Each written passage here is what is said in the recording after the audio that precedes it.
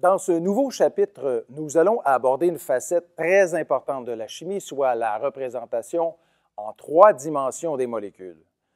C'est un fait connu que de très nombreuses caractéristiques des molécules dépendent de leur forme en 3 dimensions.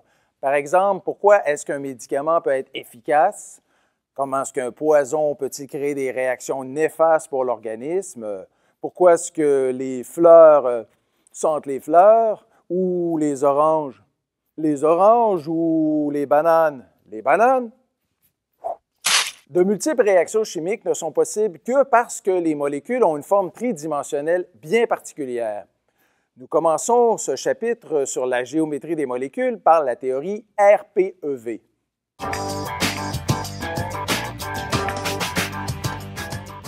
On a vu dans les précédents chapitres que les électrons occupent des orbitales de différentes formes qui sont centrées sur le noyau.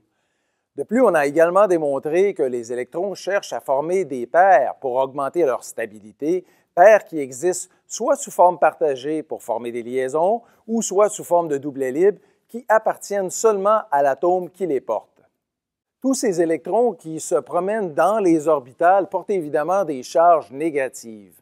On sait aussi que des charges identiques ont tendance à s'éloigner les unes des autres. En conséquence, toutes ces paires d'électrons autour du noyau auront tendance à se repousser et prendre la disposition en 3 dimensions qui leur permettra d'avoir les plus grands angles entre eux pour minimiser la répulsion et par conséquent augmenter la stabilité de l'ensemble. C'est ce qu'on appelle la théorie RPEV ou la théorie de la répulsion des paires d'électrons de valence. On ne considère ici que les électrons de valence car, comme on l'a déjà mentionné, ce sont eux qui participent aux liaisons et non pas les électrons de cœur situés sur les couches internes.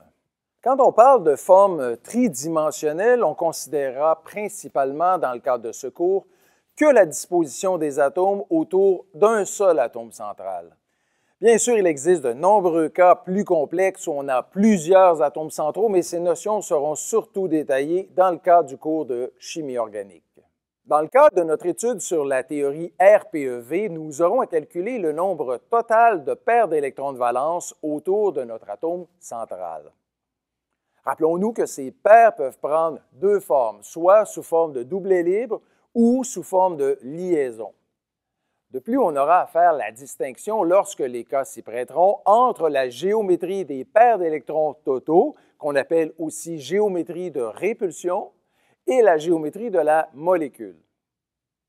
Dans le cas de la géométrie des paires d'électrons, on devra regarder toutes les paires d'électrons qui entourent l'atome central, que ce soit des doublets libres ou des liaisons.